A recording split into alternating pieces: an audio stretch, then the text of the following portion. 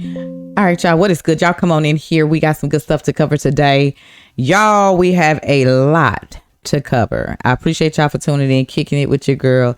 We about to get us a good little laugh, y'all. I've been hearing a little birdie told me that Peter had a bird fly on his head, y'all, live on TV today, and it has been all over the media. So with that being said, again, thank y'all so much, y'all. I'm about to be at 100K really, really soon. And it's because of all of y'all. It's because of the people who have actually been on this journey with me. It's because of the people who started day one with me when I was doing music reactions and like, you know, scary reactions. And I dived into the political world and I ain't been able to stop. You know what I'm saying? But you guys have still been here with me through it all. And I appreciate y'all. And I thank y'all for that. All right. So now that I got that out the way, let's go ahead and dive on into the video, y'all. And I got some stuff that I want to cover too. And I'm going to say this. Some of y'all may be, you know, upset with me, but I don't care because I'm just sick and tired of being sick and tired. And someone has to say it. So let's go ahead and dive into this video, y'all. And then we're going to chop it up towards the end. Let's get it. And now to a Fox News alert. China escalating the ongoing trade war with the United States, raising the tariffs on U.S. goods to 125%. Peter Ducey is live at the White House with the details. Good morning, Peter. Good morning. They did raise the tariffs overnight, but the Chinese are putting out the word now today that they are done matching the Trump U.S. tariffs. So they got them up to 125%, but the Chinese officials are telling us that they don't think it's worth matching tariff for tariff anymore with these economic sanctions that they call a joke. How close are you to the first country coming to actually make a deal with the United States over tariffs? Is it days, months? Well, I think it's very close, but you know, we have to have a deal that we like. We don't want a deal that's going to be a bad deal, or I could make every deal in one day if I wanted to. You wouldn't extend the pause? Yeah. We'll have to see what happens at that time.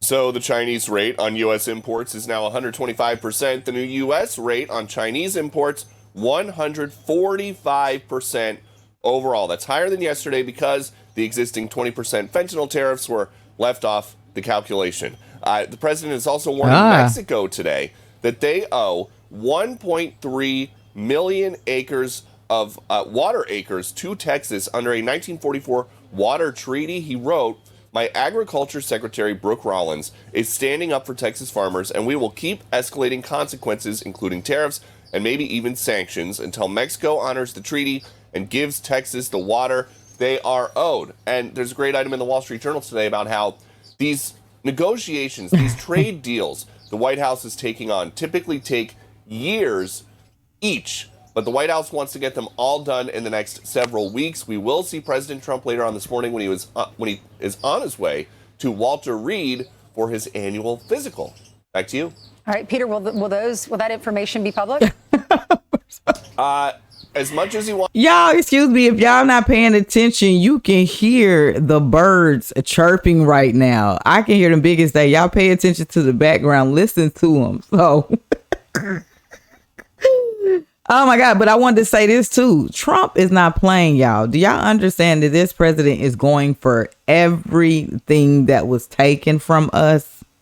He is about to get it all back in tenfold, y'all. He is not playing. And when people soon realize that he's not playing, that the joke is not on him at the end of the day, it will be on them. Maybe then a little common sense will start to form, because it's there. I say it all the time. It's there. You just got to find it.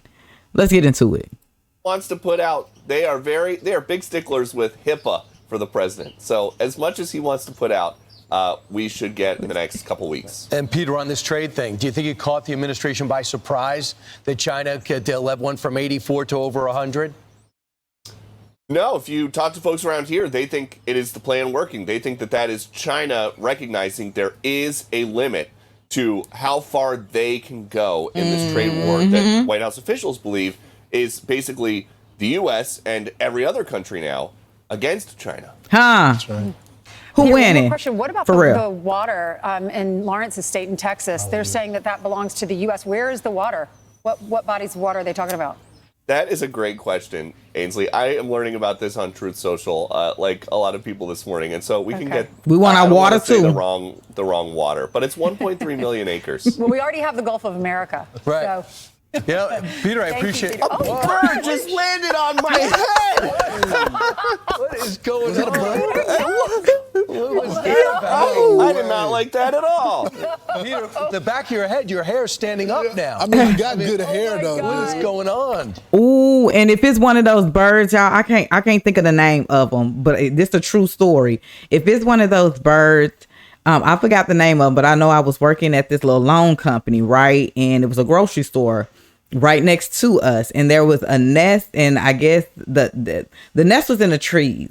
So this bird, I can't get the name of it, but because its babies hadn't all the way, the eggs were in there and the babies hadn't cracked. So anybody that would just be walking to the store, just trying to walk into these different places, that bird was attacking these folks left to right. You talking about me in there crying and laughing until it was actually me one day that got attacked by if it's one of those birds are vicious, man, and they are not playing any games. But I stopped laughing at other folks when it almost happened to me. I mean, I survived. It almost got me. I could feel like the little beak like fly behind the neck, the little heat air or whatever. But I took off, man. But I'm trying to tell y'all, when I tell you I had tears that entire week, and finally when the babies hatched and stuff and they were able to move, she finally got the heck on. But I'm telling y'all, when I tell you she was a beast, she was getting them folks left to right. So this kind of just reminded me of that story. But let's get back into it. That's probably so dirty. To be scary. It's probably so dirty. Right. Did he say dirty? They cracking up. I know. Hey, President Trump, if you're watching upstairs, we got to do something about these birds. Absolutely. Where's the Park Service? The parks, they're always out here sweeping the street and blowing, except when the birds are landing on my head. Oh my God. Right. Sorry about that. Hope it didn't have the flu. That's right. Right. Yeah, great. Yeah. Look. Can we get the shampoo guy down here? Right. Oh my God. Somebody get some 10X. All right. That had to be scary. Came up from behind. big bird. That was a expecting big it. bird. Yeah, it wasn't like a And it cardinal came back just from a flying. flyback as well. Right. I think China knows exactly who they're dealing with here. I remember in 2017, the president invited President Xi, to Mar-a-Lago to have dinner. And in the middle of that dinner, he steps away and goes and orders a strike on Syria. So he understands the toughness of Trump. He knew this was going to be a back and forth. I think eventually they do cave, and there's going to be a deal somewhere in the middle. I don't think it's going to go zeroed out. But I like the pressure that's been finally put on China. Well, I think I don't think they flat out caved, because I think there's a pride thing going on here. But the China economy's got huge problems. It's got a property market slump right now. They're trying to dig themselves out of a crisis by putting more stimulus money in. But basically they have so much housing and not enough people to fill it. They built cities and no one went. They were trying to generate a wealth effect, but it has not happened. 70% of their household wealth is tied to real estate, and the confidence in their own economy is eroding. And they got this other thing that's caught them by surprise. The next generation of Chinese workers are not working. 18 to 34, they're coming out of college, either refusing to or not having jobs. Now, what do? You got to put them to work. Where are you going to go with that market? You got to go outside the borders. You can't just serve the Chinese market. They're not buying. We are their number one consumers. So this is something that right away, they say that they're growing at 4.5%. The GDP could lose right away 0.5%. So they've relied on our outpouring of goods and getting rid of their cars, dumping all this material in all the Western countries. If we all stop buying it, or it becomes cost prohibitive, they're going to find themselves in a huge crisis. All right, Jamison Greer, the U.S. trade representative, the one that you've seen on Capitol Hill, testifying in front of Congress, both houses. He is going to be on our show at 7:30. We'll ask him all these questions, and maybe he'll spill the beans on what the first deal is going to be, because Donald Trump said we're very close to making a deal. Well, we have some clues. Yeah, Taiwan wants to buy more of our weapons right away. They want to start working on a deal. It looks like It looks like Japan is addressing the tariffing already, affecting the auto and steel industry. They want to talk to us about that. And South Korea's government is going to provide $6.2 billion in assistance for business exporting to the U.S. So they're trying to adjust while trying to do a deal. That's right. Let's get it. Let's get it. Stop playing with my president. And click here to subscribe to the Fox News YouTube page to catch our hottest interviews and most compelling analysis. Yeah, it's simple. China, think smarter, not harder. You know what I'm saying? And just stop trying our president at this point.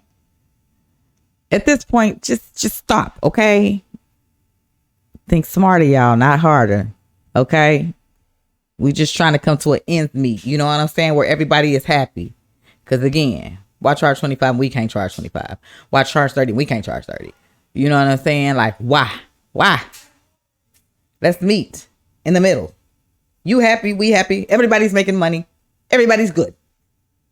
Okay? At this point, take the pride off your shoulders and say, hey, you know what? Let's see what we can come to. There ain't nobody really stepped to us like this. I've known this man before. I've known how he moves and stuff like that. So let me just sit down, scratch my head a little bit. Let's take the pride off our shoulders and let's go ahead and see if we can work out some type of deal while he's still willing to work with you guys. Okay? While the door's still open for that. All right.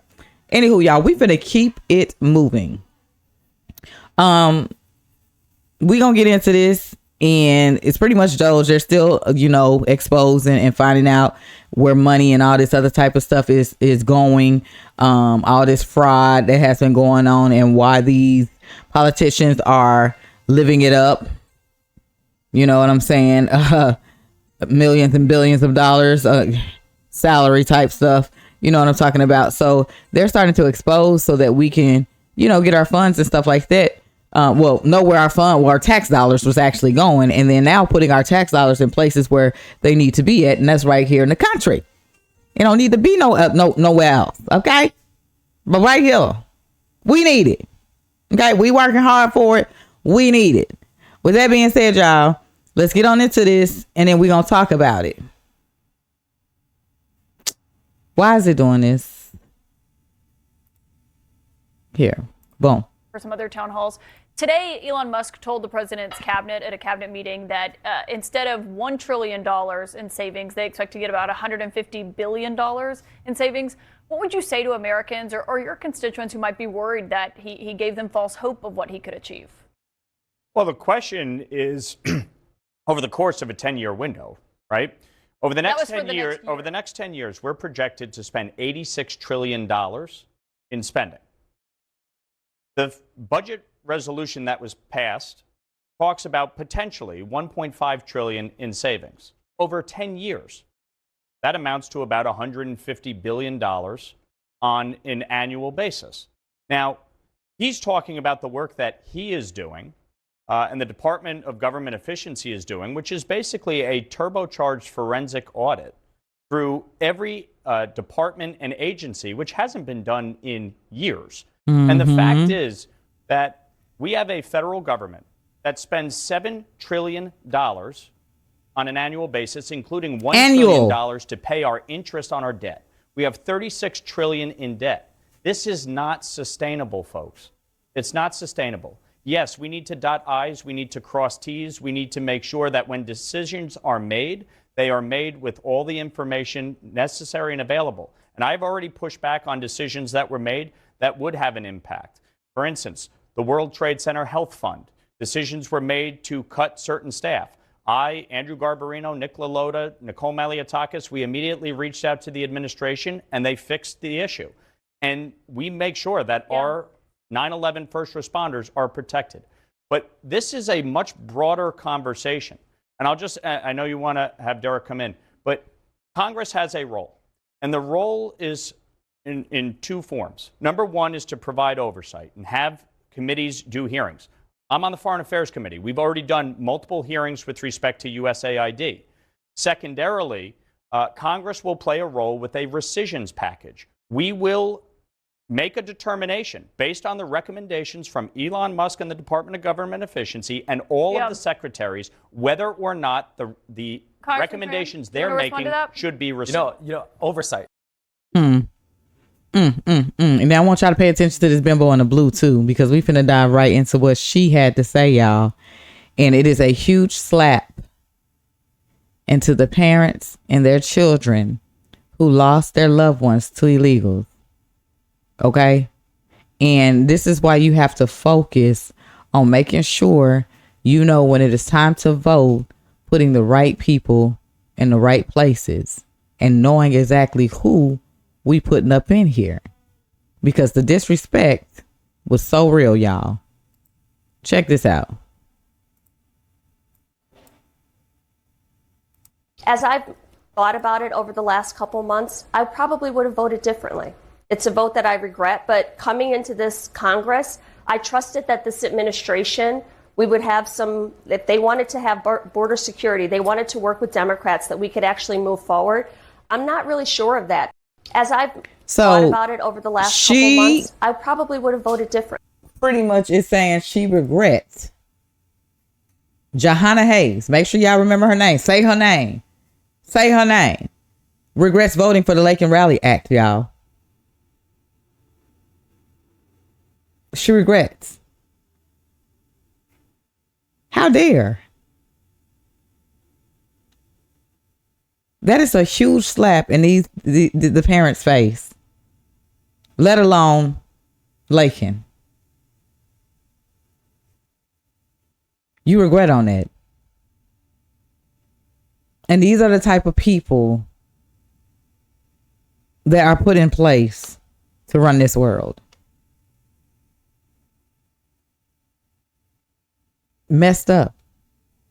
That's just messed up. But I mean, you can expect at this point, it's no more being surprised, y'all. At this point, there's no more being surprised and saying, hey, what are they capable of doing today? Or what is it that they're going to do today? They are bold. They are out there. They are just really walking around like zombies. Somebody say, you remember The Walking Dead, the episodes? If you ever watched The Walking Dead, y'all, they just like them. They lost. They just walking around every day and hoping that they can find the next victim that they can, have eat the blue pill and stuff like that. Meanwhile, other than that, if there's no people, because everybody is like their kind, they're just literally just walking in a world lost. And it's sickening to even fix your lips to say you regret that you made that decision and slap these parents in their face that lost their loved ones to these illegals violently. I'm talking about like just downright disgusting. Anywho, we finna keep it moving, y'all.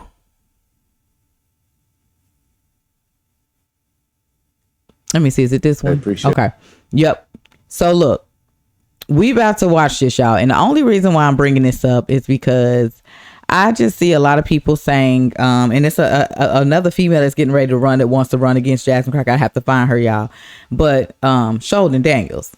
A lot of people, I'm not voting for him because he's against reparations and all this other type of stuff. I just have to say this, and this is what I was talking about. Somebody got to say it. Why are y'all acting like y'all the victim and y'all was a part of slavery?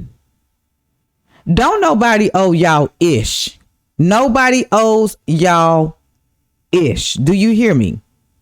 And when I get ready to say I'm finna Thomas Sowell you, because I had to bite my tongue as well, because me growing up in school, it's a lot of stuff that's been taught. And somebody said that, they said I'm ready to go back to the Board of Education and really find out if half of this stuff that was taught to us is really facts or is really true. And I go to wondering like, yeah, because it took me just 2 or 3 years ago to discover Thomas Sowell and realize and find out that it was literally our own kind selling our own people. But they don't tell you that in school. Some of y'all would say, oh, we was taught that. No, not I. When I tell you my mouth dropped. And for those who still don't believe it, and y'all talking about reparations and all this other type of stuff, reparations and all this other type of mess. No, nobody owes you nothing. Y'all act like y'all was into slavery, like y'all was really out there in the fields and doing this, that, and the other. And a lot, it has to stop. Okay, at this point, it's old. And I don't care how you look at it, how you say, nobody owes nobody nothing. If anything, if anybody needs anything, it's the people who actually really went through it. And some of them folks, like as of now, are not even living. So y'all got to miss me with it because I'm sick of it. I'm not voting him because he's against reparations. Well, can you blame him? Have y'all even got reparations yet? Or is it still just being tossed up in the air? So for those, because this is how you fact check. This is how you go back for the ones that say, oh, no, we ain't been selling our own people, this and the other. Well, okay, Queen got something for you. After we done watching this, when she drops mic on him, okay, the bimbo, then I'm finna show y'all why I'm gonna say I'm a Thomas Sowell, y'all, because at the end of the day, in order to reprocess your brain and your thinking, you have to be able to research. Don't take it from me. Do it yourself. Trust me, again, I did not know this. My mouth dropped when I watched this and I was like, are you serious? Like, how old am I? And I'm just now finding out that our kind was one of the many that were selling ours. And I'm going to show y'all. With that being said, let me shut up. Let's get into this video. And then I'm about to fact check y'all. Let's get it. Hang on. For reparations for colonialism, and they're wondering, $100 billion, $24 billion here and there, 500 million there. Some people want to be paid back, and members of the public are wondering, why are we suffering when you are, you have all of this vast wealth? Those are legitimate concerns. Well, I think you're right about reparations in terms of if people want it, though, what they need to do is you always need to go back to the beginning of a supply chain. Where was the beginning of the supply chain? That was in Africa. And when across the entire world, when the slavery was taking place, which was the first nation in the world that abolished slavery? The first nation in the world to abolish it. It was started by William Wilberforce, was the British. In Great Britain, they abolished slavery. 2,000 naval men died on the high seas trying to stop slavery. Why? Because the African kings were rounding up their own people. They had them on cages waiting in the beaches. No one was running into Africa to get them. And I think you're totally right. If reparations need to be paid, we need to go right back to the beginning of that supply chain and say who was rounding up their own people and having them handcuffed in cages. Absolutely. That's where they should start. And maybe, I don't know, the descendants of those families where they died in the high seas trying to stop the slavery, that those families should receive something too, I think. At the same time. Facts. Look at them. It's an interesting discussion. Thank you very much. I appreciate it. Mic drop. Because if you did your research, you would know that, you big dummy. Now check this out. To back what she just said up. And the crazy thing is, she knowing our history. Check this out, though. I'm about to show y'all. For those who don't know, coming straight from Blue Blur 2023. All right. For most of the history, people enslaved their own country to the popular belief that it was mainly whites enslaving blacks. OK. Right. So we finna get into it, y'all, because I got to show y'all this. The instrumental use of the history of... Hang on. No. Reparations and all this type of... Blah, blah, blah. No. Let me fact check y'all real quick because I'm sick of it. Enough is enough. Nobody owes you ish. Nothing at all. Point blank, period. Let's get into it. The instrumental use of the history of slavery today also underlies the claim that slavery grew out of racism. For most of its long history, which includes most of the history of the human race, slavery was largely not the enslavement of racially different people, for the simple reason that only in recent centuries has either the technology or the wealth existed to go to another continent to get slaves and transport them en masse across an ocean. People were enslaved because they were vulnerable, not because of how they looked. The peoples of the Balkans were enslaved by fellow Europeans, as well as by the peoples of the Middle East, for at least 6 centuries before the first African was brought to the Western Hemisphere. Before the modern era, by and large, Europeans enslaved other Europeans, Asians enslaved other Asians, Africans enslaved other Africans, and the indigenous peoples of the Western Hemisphere enslaved other indigenous peoples of the Western Hemisphere. Slavery was not based on race, much less on theories about race. Only relatively late in history did enslavement across racial lines occur on such a scale as to promote an ideology of racism that outlasted the institution of slavery itself. Wherever a separate people were enslaved, they were disdained or despised, whether they were different by country, religion, caste, race, or tribe. In East Africa, the Maasai were feared slave raiders, and other African tribes, either alone or in conjunction with Arabs, enslaved their more vulnerable neighbors.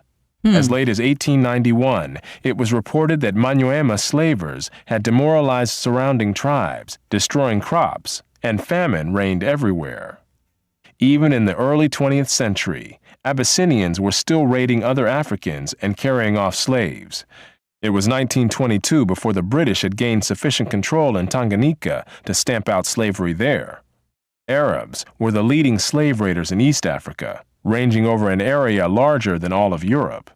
The total number of slaves exported from East Africa during the 19th century has been estimated to be at least 2 million.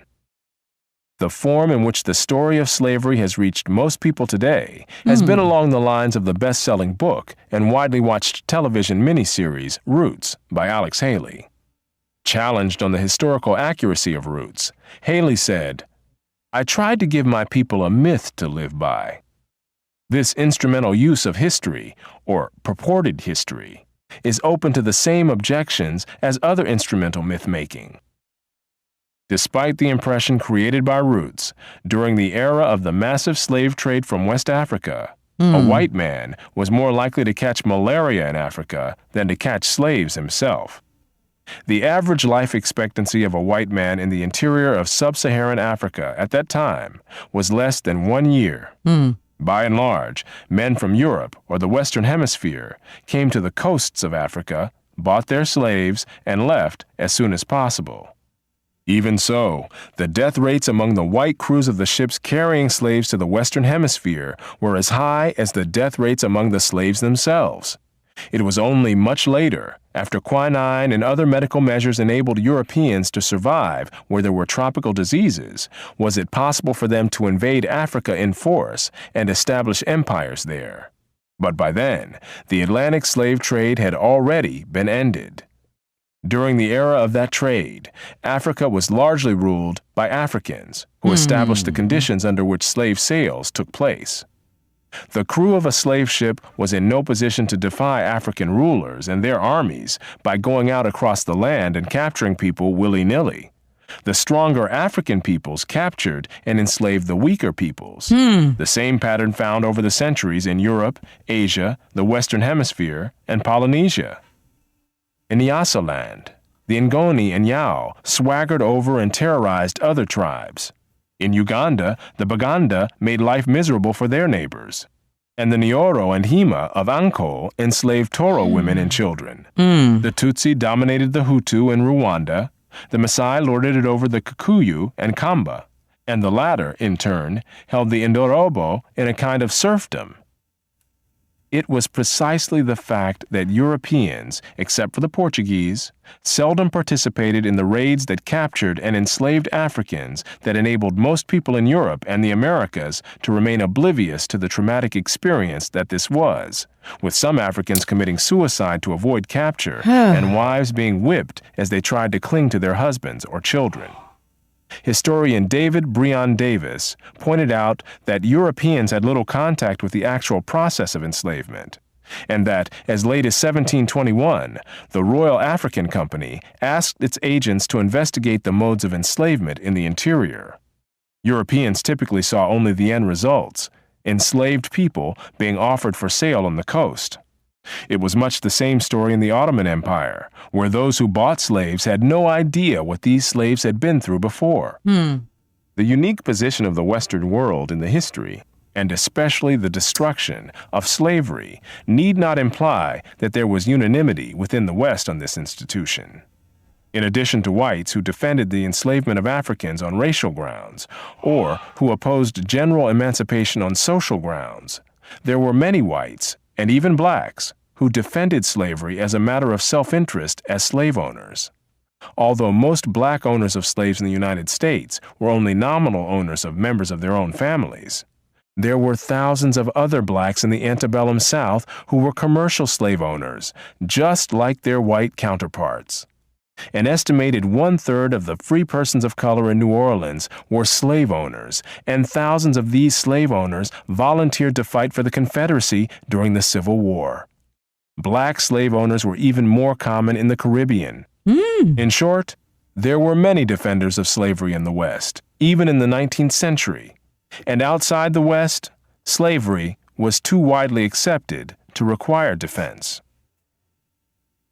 No other nation ended slavery in the same way as the United States did, and few ended it after so short a struggle, as history is measured. How and why did slavery end in most of the world? There were two major processes.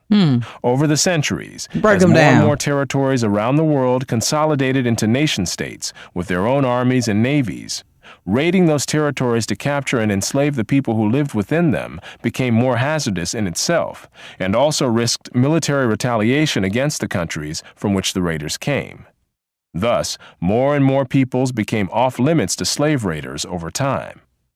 Put differently, the areas which remained subject to slave raiding over the centuries were primarily those where the people lived in smaller or weaker societies. Such societies continued to exist where it was difficult, for geographic or other reasons, to consolidate large areas under one government.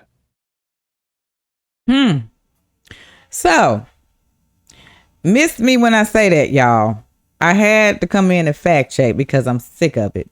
Again, nobody owes nobody anything at all. And it had to be said. Mouth drop, right? For some of y'all who didn't know. Because I'm telling you, I was over here like, thank God for Thomas Sowell. Because no, I did not know. Nope. Isn't that something? Now, go and take your time and do it yourself. Research yourself. Find out the facts for yourself. I'm just here because I'm just sick of it. I'm sick of people not really just thinking like, I'm not voting for him because he's against reparations. Yeah, do you know the reason why he is? Do you really know the why he's against it and he's black? So, again, stop thinking with our emotions. Stop thinking with our feelings, because you will always end up choosing wrong.